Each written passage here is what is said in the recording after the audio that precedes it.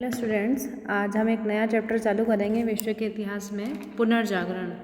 इसमें कई चीज़ें हैं। पुनर्जागरण के क्या कारण थे, पुनर्जागरण का अर्थ, कारण, इसका कहाँ कहाँ पे इसका विस्तार हुआ, किन किन क्षेत्रों में इससे विकास हुआ, और इटली में सर्वप्रथम क्यों पुनर्जागरण प्रारंभ हुआ, इसके क्या प्रभाव रहे और इसका क्या महत्व रहा। इस तरह से विभिन्न बिंदुओं के रूप में इसमें विभिन्न अलग अलग प्रश्न पूछे जाते हैं, छोटे क्वेश्चन भी और बड़े क्वेश्चन भी। तो हम सबसे पहले देखेंगे कि आखिर पुनर्जागरण क्या था। इससे पहले बच्चों, इससे पहले की जो क्लास थी उसमें हम लोगों ने पढ़ा कि किस तरह से सामंतवादी और मध्य युग के समाप्ति के बाद एक नए युग का शुरुआत हुआ, जिसका प्रारंभ एक नए दृष्टिकोण के साथ हुआ, और ये नया दृष्टिकोण ही पुनर्जागरण था, जिसे रेनेसां भी कहा जाता है। पुनर्जागरण ग्रीक और रोमन संस्कृति का एक तरह से पुनरुत्थान था। उसमें जो नई सोच विकसित हुई, नया दृष्टिकोण विकसित हुआ, मनुष्य मध्य युग से बाहर निकला और यहीं से आधुनिक विश्व के इतिहास की शुरुआत हुई। तो इस तरह से पुनर्जागरण के रूप में एक नया दृष्टिकोण विश्व के इतिहास के लिए काफ़ी महत्वपूर्ण रहा। इसे मध्य युग और आधुनिक युग को जोड़ने वाले सेतु की संज्ञा दी जाती है। रेनेसां बच्चों एक फ्रांसीसी शब्द है जिसका अर्थ है नवीन जीवन या न्यू बर्थ। ये चीज़ ध्यान रखना कि पुनर्जागरण शब्द का सबसे पहले प्रयोग इटली के विद्वान जियोर्जियो वसारी ने किया। किसने किया? इटली के विद्वान जियोर्जियो वसारी ने किया। इनके अनुसार रेनेसां का अर्थ है सांस्कृतिक चेतना और बौद्धिक चेतना। जब मनुष्य पारंपरिक दृष्टिकोण जो धर्म से जुड़ा हुआ था, चर्च से जुड़ा हुआ था, सामंती व्यवस्था के ढांचे से जुड़ा हुआ था, से बाहर निकलकर नई नई चीज़ों को महसूस किया, उसके बारे में सोचने लगा, चिंतन शक्ति का लोगों में विकास हुआ, तो उसी से पुनर्जागरण युग की शुरुआत हुई या पुनर्जागरण का प्रवेश हुआ। सबसे पहले जो पुनर्जागरण था 14वीं शताब्दी में इटली में प्रारंभ हुआ और धीरे धीरे 16वीं शताब्दी तक यह पूरे यूरोप में फैल गया। इसने संपूर्ण यूरोप को प्रभावित किया। इसके फलस्वरूप साहित्य, कला, विज्ञान, भौगोलिक खोजों आदि के क्षेत्र में विकास हुआ। सामाजिक जो ढांचा था उसमें परिवर्तन हुआ, आर्थिक क्षेत्र में विकास हुआ। इस तरह से पुनर्जागरण की विचारधारा से विश्व के इतिहास में एक नया दृष्टिकोण विकसित हुआ, एक स्वतंत्र चिंतन शक्ति का विकास हुआ, मानववादी विचारधारा की भावना विकसित हुई जिसमें मनुष्य अपने बारे में सोचने लगा। कई तरह की देशज भाषाओं का विकास हुआ, कला, विज्ञान और सभी क्षेत्रों में विकास हुआ। अब बच्चों, इसमें आपसे बड़े क्वेश्चन में पूछा जा सकता है कि पुनर्जागरण के क्या कारण थे। इसके बारे में बड़ा क्वेश्चन भी पूछ सकते हैं, जिसमें आपको अलग अलग सभी कारण बताने होंगे कि किन किन कारणों के कारण पुनर्जागरण विश्व इतिहास में प्रारंभ हुआ। और दूसरा, इससे आपको छोटे क्वेश्चन भी पूछे जा सकते हैं, तो इसलिए आपको ये बहुत ही ध्यान से पढ़ना है। पहला है जो कारण था पुनर्जागरण का, वो था धर्म युद्ध। धर्म युद्ध क्या था कि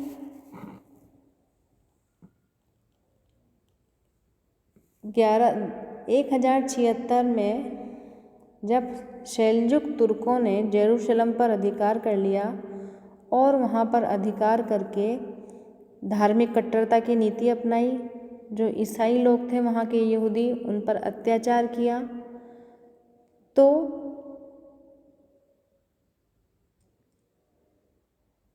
इस परिस्थिति में 1095 ईसा पूर्व में पोप अर्बन द्वितीय के समय जेरूशलम को वापस लेने के अधिकार या प्रयास शुरू हुए। तो जेरूशलम को वापस लेने के जो प्रयास हुए तो उन प्रयासों के फलस्वरूप ईसाइयों और मुसलमानी तुर्कों के बीच में जो युद्ध हुए उसे धर्म युद्ध की संज्ञा दी जाती है। 1095 से 1270 ईसा पूर्व के मध्य कुल 8 धर्म युद्ध हुए। इन धर्म युद्धों के फलस्वरूप क्या हुआ कि पश्चिम का पूर्व के साथ संपर्क स्थापित हुआ, पश्चिमी देशों का पूर्वी देशों के साथ, जिससे पश्चिम के लोग पूर्व के तर्क, दर्शन, इतिहास और वहाँ की जो वैज्ञानिक खोजें थीं उनसे परिचित हुए, जिससे पश्चिमी देशों के दृष्टिकोण में परिवर्तन आया और इससे पुनर्जागरण के विकास में सहायता मिली। दूसरा क्या था, इसका क्या प्रभाव हुआ धर्म युद्ध का, कि जब पोप अर्बन द्वितीय ने प्रयास किए जेरूशलम को वापस लेने के, तो उन प्रयासों के बावजूद भी जेरूशलम ईसाइयों को वापस नहीं मिला। तो जो लोगों में चर्च के और पोप के प्रति परंपरागत दृष्टिकोण था कि वो तो ईश्वर की छाया है एकदम पोप तो, और वो सभी कार्य कर सकता है, तो धीरे धीरे जब पोप को हार का सामना करना पड़ा तो लोगों के दृष्टिकोण में परिवर्तन आया और चर्च के प्रति अब दृष्टिकोण बदला और एक नए दृष्टिकोण का विकास हुआ। धर्म युद्धों ने नवीन विचारों का प्रचार करके जो पुराने विचार थे, प्राचीन परंपरागत जो विचारधाराएं थी, दृष्टिकोण था और उनको संस्थाएं थी चर्च जैसी, उनको क्षति पहुंचाकर बहुत ही महत्वपूर्ण कार्य किया। पश्चिम के का संपर्क, जो पश्चिमी देश थे उनका संपर्क पूर्व के तर्क, दर्शन, इतिहास और वहाँ की खोजों से हुआ, जिससे दृष्टिकोण में काफ़ी परिवर्तन आया। साथ ही धर्म युद्धों ने भौगोलिक खोजों और भौगोलिक जो यात्राएं थी उनको प्रोत्साहन दिया।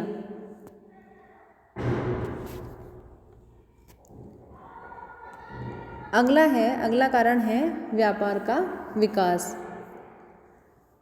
धर्म युद्धों के कारण क्या हुआ बच्चों, कि यूरोप के जो पूर्वी देशों से व्यापारिक संबंध स्थापित हुए, क्योंकि धर्म युद्धों के दौरान एक दूसरे के संपर्क में आए। वो यूरोपीय जो व्यापारी थे वो धर्म युद्धों के कारण क्या हुआ कि कई योद्धा जो थे वो जेरूशलम और आसपास के क्षेत्रों में बस गए और उन्होंने वहाँ बस के व्यापारिक गतिविधियों में वो रुचि लेने लगे, जिससे कुछ व्यापारिक केंद्रों की स्थापना हुई। फ्लोरेंस, मिलान, वेनिस जैसे व्यापारिक केंद्रों की स्थापना हुई। ये व्यापारिक केंद्र सांस्कृतिक केंद्रों के रूप में परिवर्तित हुए। जैसे फ्लोरेंस एक प्रमुख सांस्कृतिक केंद्र था। व्यापारियों ने भी अपने आर्थिक जीवन को सुधार करने के लिए व्यापार के विकास पर ध्यान दिया, धन का संग्रह किया और इससे उन्होंने, जब उनके पास धन का संग्रह हुआ बच्चों, तो उन्होंने शैक्षणिक क्षेत्र में भी कला, साहित्य और विज्ञान के महत्व को प्रोत्साहित किया।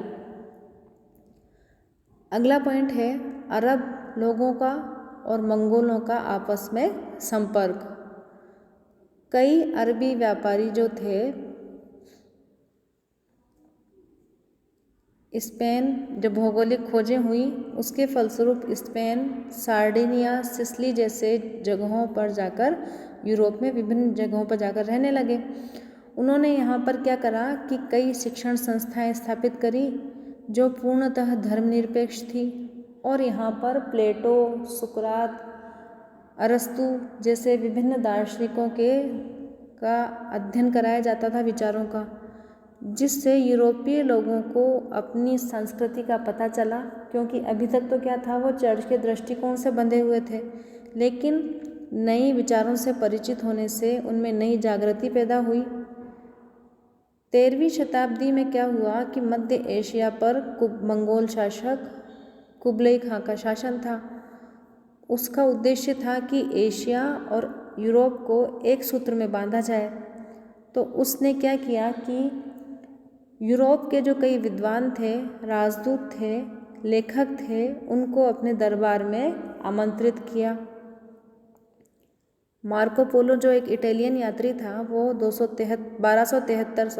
1273 में कुबलई खां के दरबार में पहुंचा, जिसके फलस्वरूप क्या हुआ कि जब दोनों संस्कृतियों का संपर्क हुआ तो दोनों एक दूसरे की चीज़ों से परिचित हुए और इस अरब और मंगोल संपर्क के फलस्वरूप पश्चिम को, जो पश्चिमी देश थे, उनको अरबी गणना, अंकगणित, कागज, मुद्रा, दिशा सूचक यंत्रों, बारूद आदि की जानकारी प्राप्त हुई।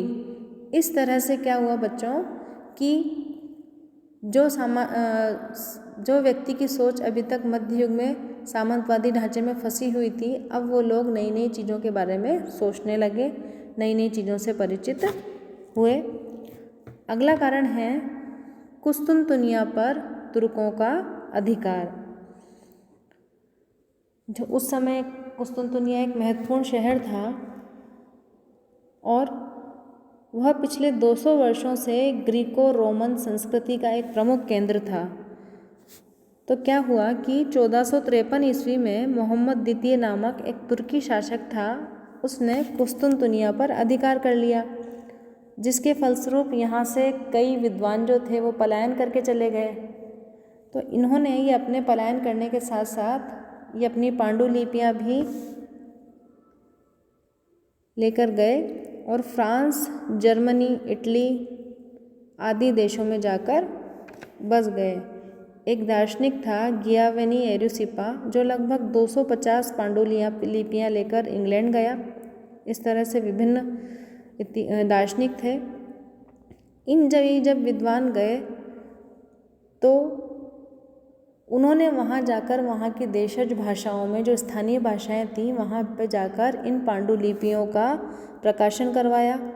इसके फलस्वरूप वहाँ के लोग भी इन विचारों से परिचित हुए। दूसरी ओर क्या हुआ कि जब कुस्तुनतुनिया जो क्षेत्र था वो यूरोप और पूर्वी देशों के मध्य जो व्यापार होता था उसका मुख्य केंद्र था, लेकिन जब तुर्कों ने इस पर अधिकार कर लिया तो इन देशों ने कोई एक अन्य मार्ग खोजे, जिससे भौगोलिक मार्गों और भौगोलिक खोजों को भी प्रोत्साहन प्राप्त हुआ और नई नई खोजों को भी प्रोत्साहन मिला। तो इस तरह से बच्चों ये मुख्य कारण है। आगे के कारणों के बारे में हम अगली कक्षा में पढ़ेंगे। धन्यवाद।